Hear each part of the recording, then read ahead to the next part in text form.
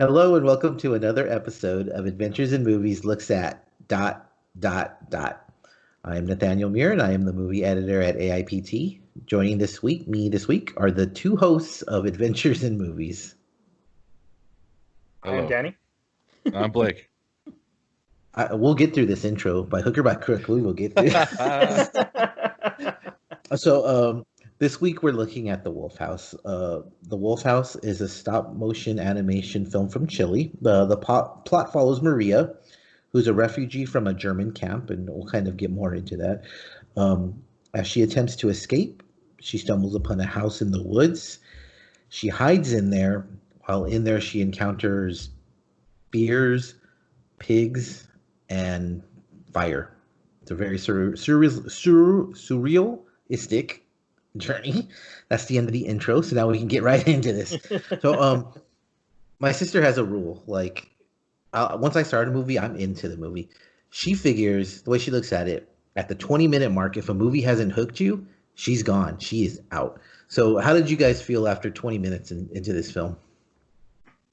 I was out. I unfortunately, I'm probably going to be the most negative on this one in particular. But yeah, there was a lot of things about this that, and I will say, unfortunately, it's kind of like, man, I think there were some cool concepts, but right out the gate, just the way it was shot with the shakiness of the actual camera itself, it's stop motion, and so I was expecting some of that kind of like stuttery animation that you see, but this was, Right. to me, on the hard side to watch, I would say. It's very jerky, and Yeah. for what it's worth, I'm not defending it, but it was filmed over the course of years at art museums as people were watching. So that might explain why it was so rough around. That doesn't change the fact that you're Cool. right. You're right. It is incredibly herky jerky. You might suffer for motion sickness. Danny, how did you feel 20 minutes? And I think you had a different response because you texted that you were into it, I believe. Yeah. At first, I really enjoyed it. I guess I wasn't really paying attention to the story and more into the art because there's a lot of really cool things happening.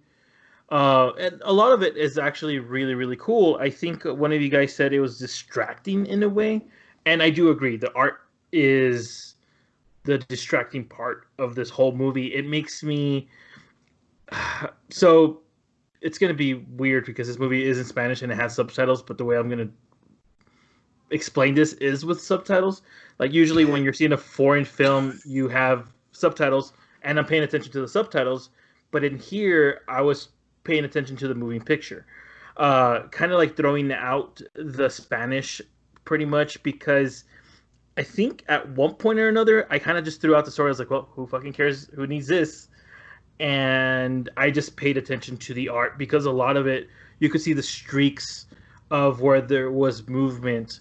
Um, but later on, it kind of gets old, and So 20 yeah, minutes was like the sweet spot, right?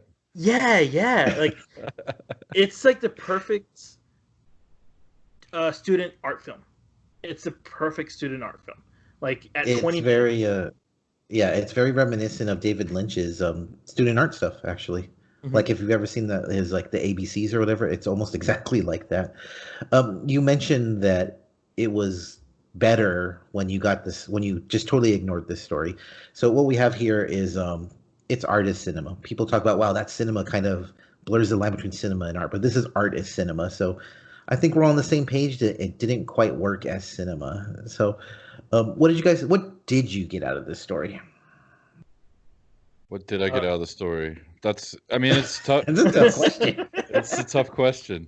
Um, I get, it's kind of like a nightmare. It's kind of like this living nightmare, in a lot of ways. And while I appreciate that, um, I can't say I got much out of it. It was telling a dark story, and there is obviously some dark stuff behind it all, and important stuff. But at the same time, it wasn't even an hour and a half long, but that was an hour and 15 minutes too long. You That know, was like an hour and 15 minutes.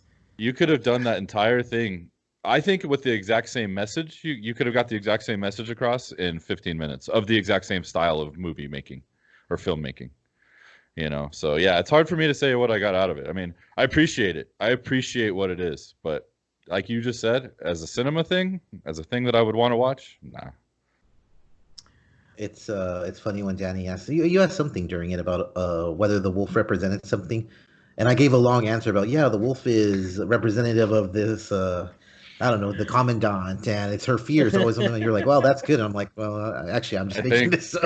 Well, Like, and honestly, I wasn't paying attention to the story. So when you were telling this, I was like, yeah, that makes about a good amount of sense.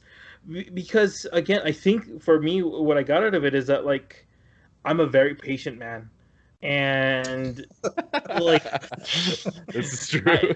I I dealt with this a lot, and I was like, all right, cool. Like I just at the overall end, like like, I don't think I cared at the end of this. And as an art critique, I feel it's great. Moving pictures, it's awesome. This could work without the dialogue.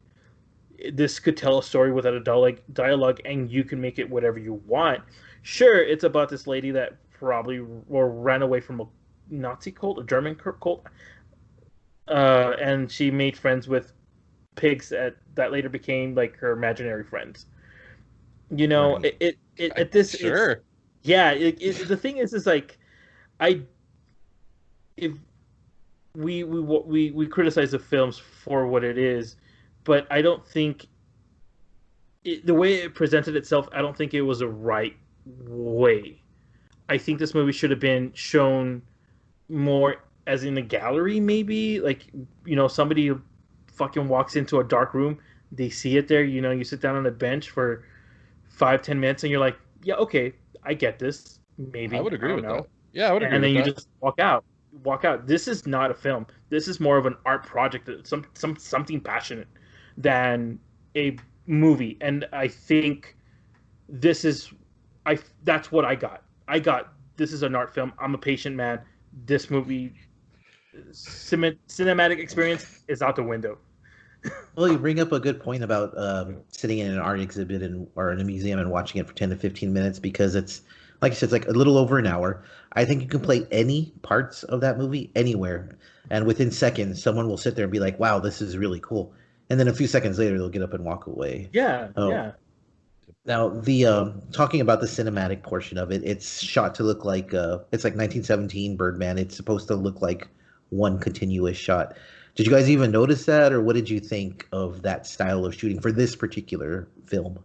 I hated it.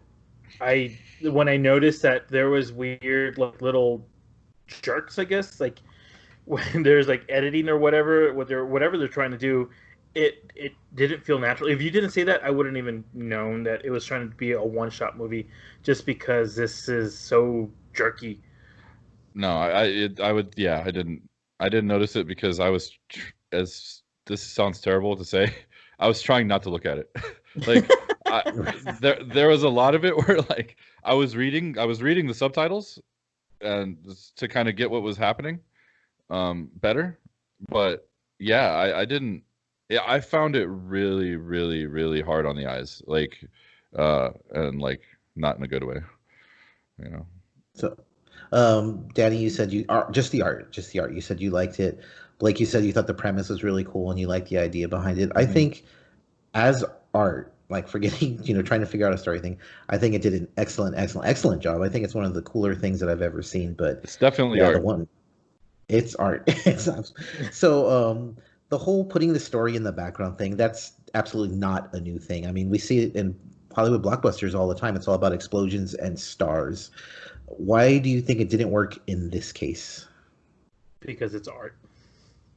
Well, I think it's just this was pretty obtuse. You know, like it's a pretty narrow. It's not very relatable in a lot of ways. You know, you don't see this stuff and go, "Oh yeah, I completely relate with this paper mache woman and these pigs."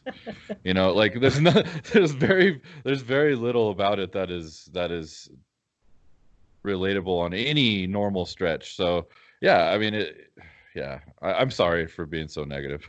I don't think you're even being No, negative. I don't think you are being negative. I feel that this is a lot of like you're voicing our frustrations with the film, and I feel like if there is any, I can't like I, honestly like I didn't pay attention to the story whatsoever because I was just like, oh, that's fucking cool. Like, how are they making like all this like was this all one room? Was this all like that they had to break down the sets here and there? Like that's where I was looking at it like how as a moving art piece. Like you're I, seeing it like as a yeah, fucking film, right. and I didn't have that. I didn't have that connection with this film whatsoever because I was looking at the techniques over the fucking like Totally. dialogue.